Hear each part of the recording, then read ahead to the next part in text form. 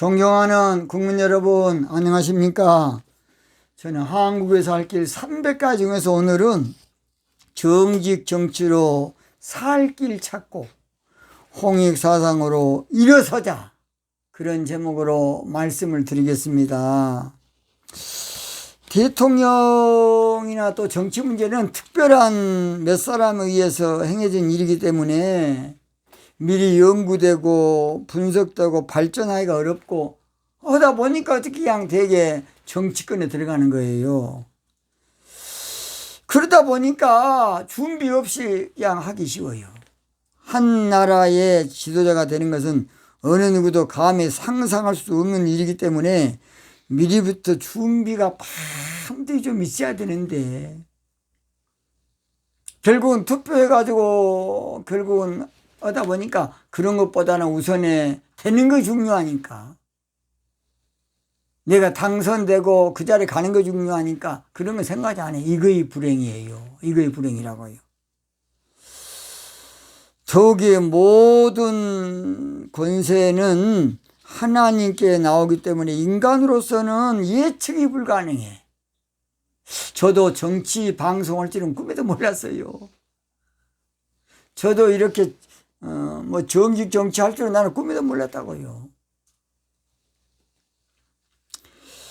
그래서 이것이 문제가 된 것은, 대통령에 대한 것은 사람으로서 할 수 없기 때문에 대통령에 대한 저술도 그렇게 많지는 않습니다.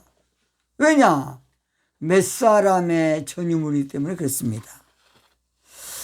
저도 부족한 사람이 원래 직책이 목사이기 때문에 정치가 저하고는 거리가 먼 참 그런 직책이었고 직분이고 생각도 못했습니다.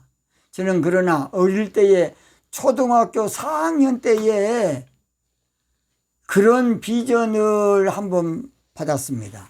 하루는 꿈을 꿨더니 어떤 할아버지가 저한테 와서 뭘 갖다 주면서 너는 앞으로 나라를 한번 책임을 져라 그러더라고요. 그 우리 어머니한테만 딱 제가 우리 어머니 한 분만 이야기했어요. 어머니는 어젯밤에 그런 꿈을 꿨는데 맞을까요? 했더니 그래도 태몽이 태극기를 들고 전국을 이렇게 뛰어다니는 꿈을 꿨다 그러시더라고요. 그런데 이제 목사가 됐기 때문에 전혀 정치하고는 멀었는데 17년 전부터서 대통령에 대한 책을 쓰라는 영감을 주셔서 준비하고 있다가 15년 전에 3권을 저술했습니다.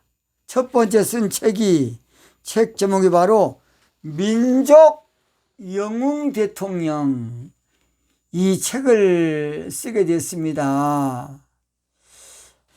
그 다음 두 번째 저술이 바로 감동 대통령입니다. 감동 대통령. 뭔 대통령? 국민을 감동시키는 대통령이 나와야 된다.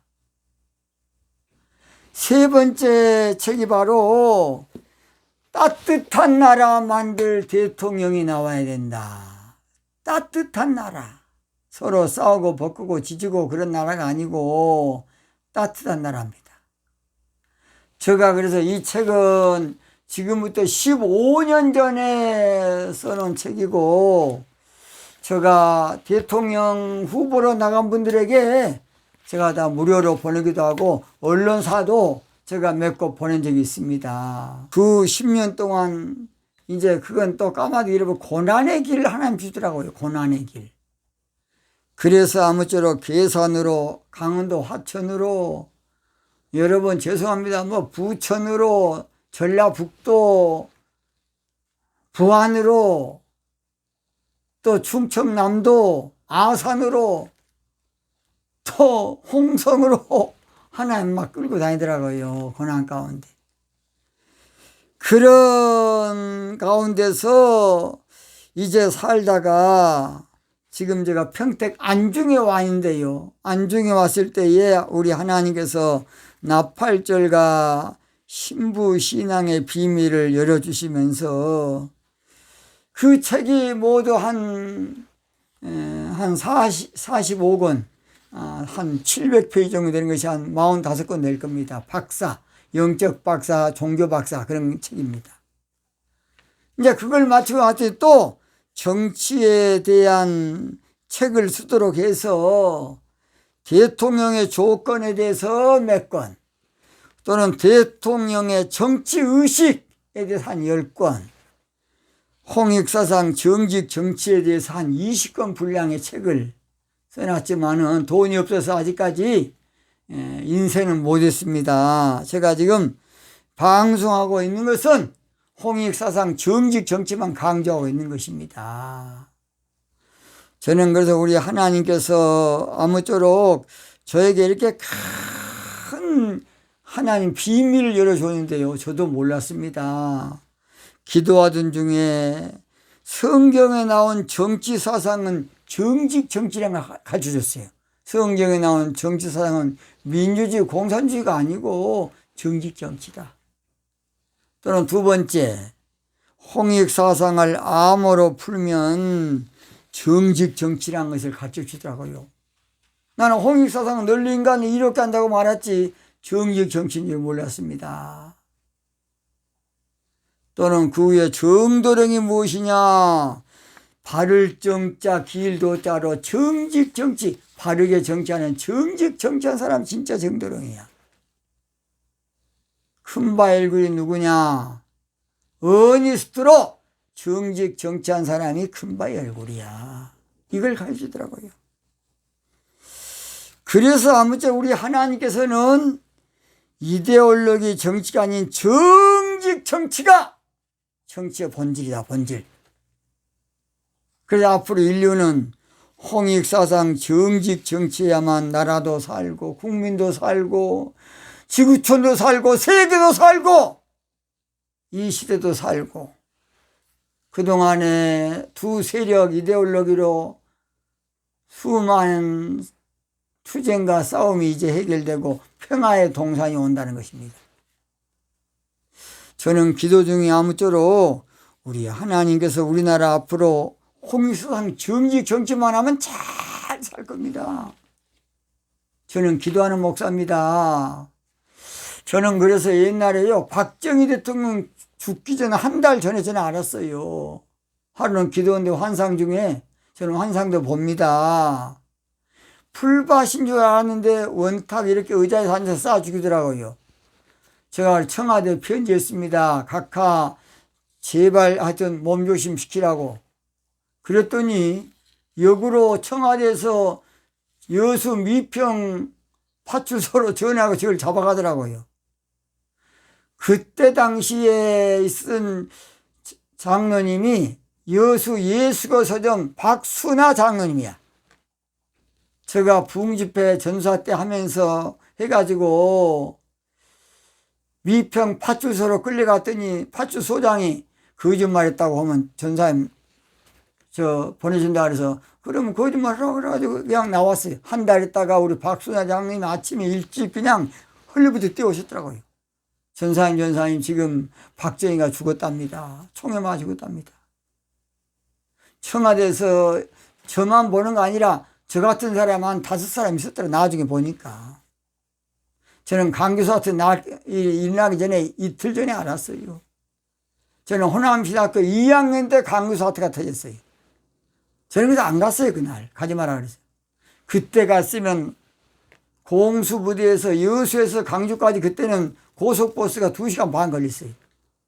딱 공수부대하고 공영터미널에 딱 부딪혔는데 5.18 사태를 뉴스로만 지켜봤습니다. 우리 호남신학교 학생이 한 사람 그때 죽었어요. 자, 아무쪼록 그래도 우리 하나님께서 홍익사상 정직 정치만 하면 앞으로 우리나라요 세계적인 나라 될 겁니다. 인류국가.